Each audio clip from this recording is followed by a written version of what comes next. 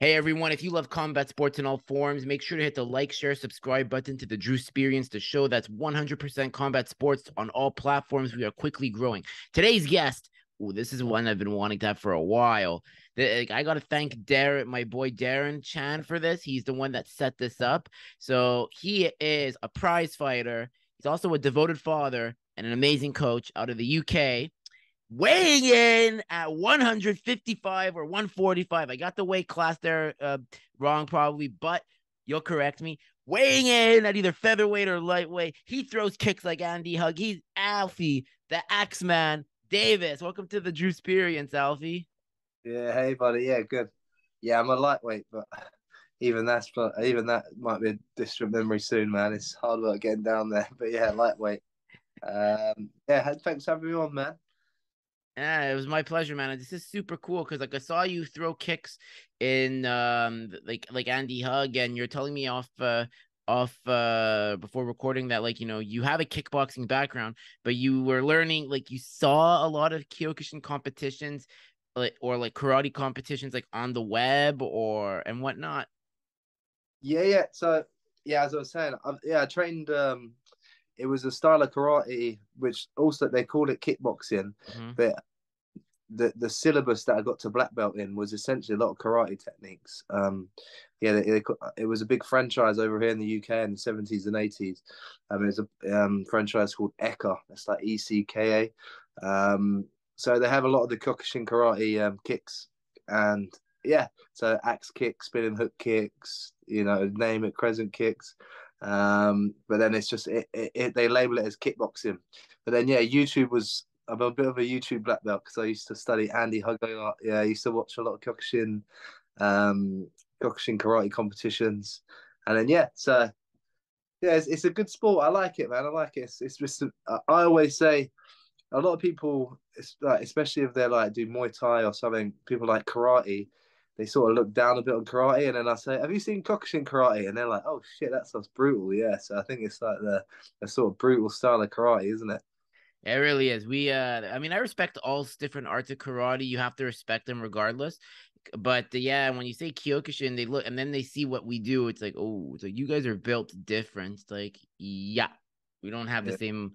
We're different. But speaking of which, because we want to, because I want to talk more about Bellator. So, how did you get signed by Bellator, and what made you choose Bellator? Like, was there a chance you were going to go to the UFC or PFL at the time? Yeah, I mean, I got signed to Bellator because I've had 7 fights under them now. Mhm. So it was I had my first fight in 2017. So it was 6 years ago, but it was basically when they come to like London or a local show, they sign you for a 1 fight deal. So I got signed for a 1 fight deal. And then that was when I stopped the guy with a spinning back kick. And then I thought I was going to get signed there and then, but basically they didn't have a Bellator Europe then. It was more a US brand. Mhm. Uh, and then we basically decided that we was going to do a few more fights before signing to a big promotion, just because the landscape of MMA back then was a bit different. It wasn't like you didn't know exactly what you were getting. So we had a few shows out in like the UAE, a few other shows, and then essentially we sort of saw what happened after my record and thought, what should we do from here? And then Bellator was the one that was basically paying the most at the time. So we went with Bellator, and then yeah, I've been happy with them ever since. That's amazing. Their expansion has been amazing. They've been doing very good things on the European scene with guys such as like not only yourself, but such as like say Gegard Mousasi, Costello Van Stennis, plenty of others like the Irish fighters. So it's do you feel that Bellator Europe as like the more they come to Europe, it's going to grow mixed martial arts in like all parts of Europe? I mean, yeah, I think that it'll grow. I think Europe's arguably one of the biggest places at the minute. But yeah, I think it's definitely growing, especially Bellator as a brand is growing in Europe. But I think MMA in general in Europe is big. Um, but yeah, I think you're right. I think you're right. It definitely helps. Yeah, and then yeah, they've got some exciting talent coming out of Europe. So it's a good future, I think, for Bellator Europe. That's amazing. And so now you are so you have 7 fights. Um Do we know when you're going to be coming back? Because I want to see more of them axe kicks come. Like, are we going to be fighting on the May 12th card where where you take over France? Yeah, no. So basically, I got a little injury in January. Okay. It's nearly, well, I say nearly. It's basically fully rehabbed, but now I've got to train and then go into camp. So it's looking like July. But I think I'm going to be flying out to the US because I got my US visa sorted. So it's going to be on US soil, which I had us fight in US. Didn't go to plan. And now I want to go in there and make a statement. That's amazing, and that's really cool, and I'm really happy to hear that you're doing that. And if you get a win in the U.S., if with your next fight, if everything works according to plan, have they said you're gonna get into the top 10, or like what? Like, how does this whole ranking system work? Because Yeah, Bellator is like just confusing. yeah. I think it's gonna. The ranking system for Bellator is quite confusing because some people that are in it, you're always like, how have they got in it? But essentially, I think it's about who you fight. Mm-hmm. And like the only loss I've got in Bellator is the guy ranked number one, a Russian called Alexander Shabili. So I think if I do win my next fight, it's only right that I get ranked in the top 10. But obviously, it depends on who I fight. So I'm hoping to fight someone either just outside or someone in the top 10. That would be ideal for me. Then I can go in there and then just put on a statement. And then from there, that's where, yeah, it'll be top 10. Amazing. So you're also a pro fighter, but you also run a gym as well. So how do you like is that like your day to day? You're just training and then you're coaching others, or do you have other like work like ventures outside of fighting? Yeah, so that's mainly my life. I mean, I do a few PTs, not many though, but mainly it's like, and my club's only really part time. It's like 3 days a week for me, and Hmm. then I have staff that work for me as well. So I have a team of like five other instructors. So I mean, it essentially my life's fighting, and then fighting pays the bill, and then coaching pays the bills somewhat, but then it's fighting's the main thing. So yeah, the teaching that I really enjoy it, and that's eventually what I'll do. But fighting just takes up so many hours. Hmm. It's like fighting, coaching a little bit, and then also I've got two children.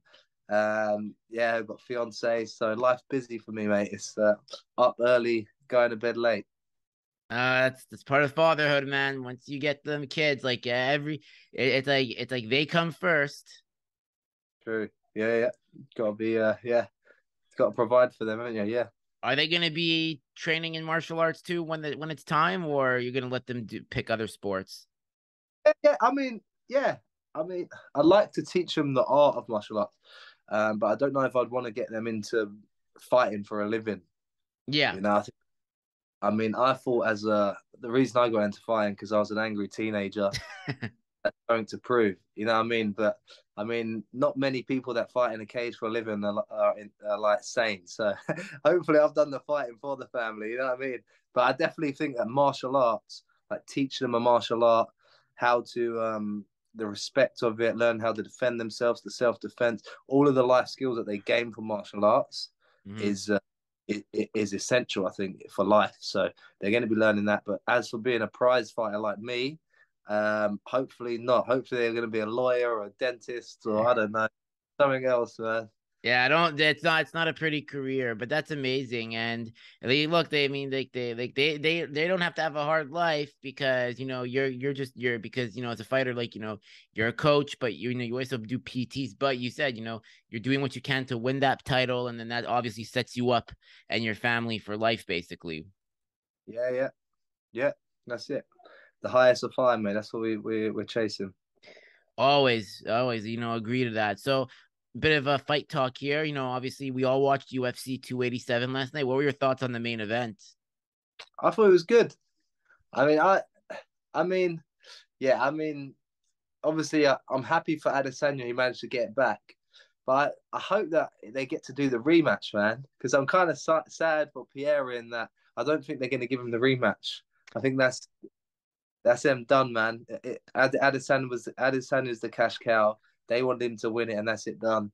But I mean, yeah, and it was a close fight. I thought that Pierre was starting to put it on Adesanya. I Me was like, too. oh, this is when the tide's going to turn and it's going to be game over. Then boom. So it was an exciting fight. I thought, but I'd like to see him do it again. I know that it's been like, because obviously it's, what would that be, like their fifth fight? But I'd like to Yeah. see him just so it's fair. Because obviously I think Pierre is probably going to not get that fight. And then he might be given to someone like, if he gets someone like Robert Whittaker or Chimaev, I think he's not going to fare well against those guys. So, I mean, that would be his title shot, I think, done, really. Yeah, it makes sense. So, and I think they want to push Pereira up to 205. So, because of the weight cut, like he's so big. But yeah, when you say he was like looking good with like the minute when he put Adesanya in the corner, I was like, oh, here comes that. I was like, oh, here comes that left hook. And then I don't know where Adesanya played possum, and then the risk worked. You know that chance worked out for the better for him. Yeah, yeah, yeah. He covered up and then caught him as he was hitting. So it was nice. It was good. It was good. We'll see where he goes from here. I mean, I want to see him fight Robert Whittaker. That's an interesting matchup again. Again for Although the third time. I like Robert Whittaker. I think he's a clever fighter. So we'll see. Okay. So you've also trained with Michael Venom Page too, because you said you went to shoot fighters. Do you feel if he gets some wins on his if he gets some wins, because he got basically just hugged by Logan Storley in his interim fight. Do you think Venom Page can give Amosov a few problems if he's prepared and for Yaroslav? Yeah, I think that's a tough matchup for Amosov. Um, the deciding factor is can Page defend his takedowns? I think because on the feet, Page, I think Page is obviously the clear favorite there. But Amosov is very good at mixing it up and down. But Page. Everyone sleeps on Page's wrestling. Obviously, Logan Storley was a different animal. They game planned well. Um, and obviously it didn't really. I don't think Amosov's got the same style as Storley. Storley was like stalling almost, like just holding out. Whereas I think Amosov's actually he does go for the finish.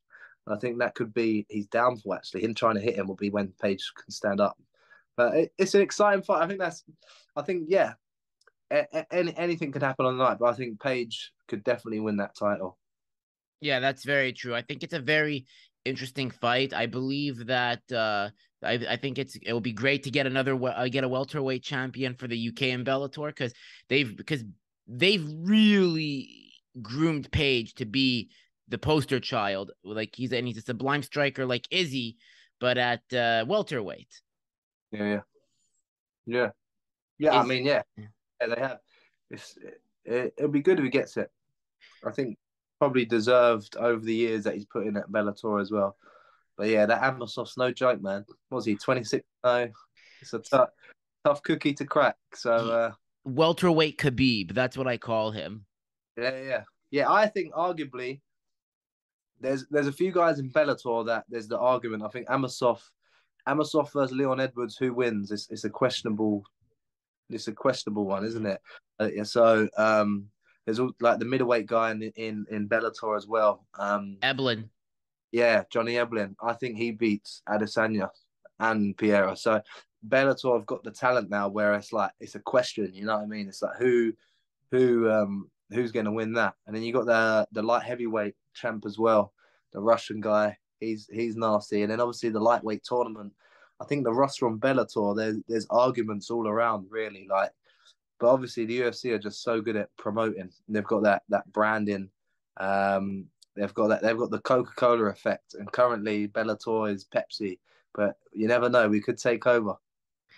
Hey, it takes one big name, that's all it takes, and one big win, and everyone starts watching Bellator because they've really done a great job of Bellator's done a great job now of like instead of like taking, expats from the UFC, they're building their own talent from within, and we're seeing the success with guys like yourself, guys like Eblin, Dalton Rosta, Costello Van Stennis, Fabian Edwards.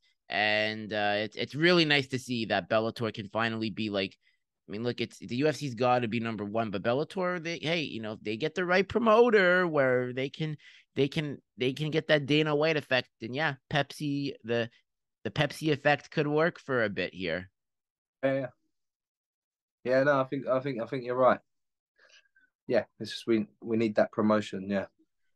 Exactly. So Alfie, what's the plans now for, hopefully July, and how many times do you plan to fight for this year? Would it be one time or two times pending on injuries? Oh yeah, I actually want 3 times. Yeah, I aim to fight like 3, 4 times a year, but obviously this Mhm. injury back a bit. But I mean July that I'll go out there and smoke one of the either Canadians or you're Canadian. Yeah, I'm a Commonwealth cousin, buddy. Either either one of those or the who are, I think there's a few US guys that I want to take out. To be fair, um, Mhm. so take one of those out. September there's a card in Dublin. I mean it's just over the pond from me, so that'll be ideal. July, September, then one to end of the year. That'd be a Mhm. perfect year for. Amazing. Well, hey, buddy, I'm coming to the UK next year to next summer to see Darren and some others. So if you're at home, but let's hopefully we can meet up and you get a training in, make some content with you, just for the fun of it. And I would really love to have you on again, where I could just pick your brain about martial arts history, because you seem to know your stuff. So we got to do part two soon. Yeah, yeah. All right, buddy. Sounds like a plan. Yeah, yeah, yeah. When Alf, you're over. yeah. Alfie, I know you're very tight on time, so we had to make it to the point and concise today.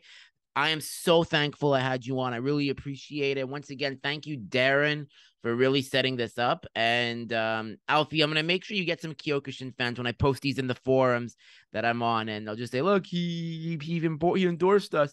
So hopefully your following goes up. I hope you get a blue check mark and you make tons of money. Where can people connect with you on socials if they want to like follow your journey? Yeah, yeah. Follow my Instagram. It's at alfieronalddavis. And then yeah. If you want to follow, check my next fights. Obviously, I fight for Bellator, so look for a card in July, and you'll see me on there. Amazing. Guys, make sure to hit the like, share, subscribe button to the Drewsperience. Make sure to follow Alfie. He's endorsed Kyokushin. This is an amazing ambassador to have. Any endorsement we get, well, the show's MMA based too, but you gotta always show love to Kyokushin. So make sure to follow Alfie, the Axeman Davis. The guy throws kicks like Andy Hug and brings back reminiscent times. So make sure to like and share and follow us both. We grow together. Drewsperience out.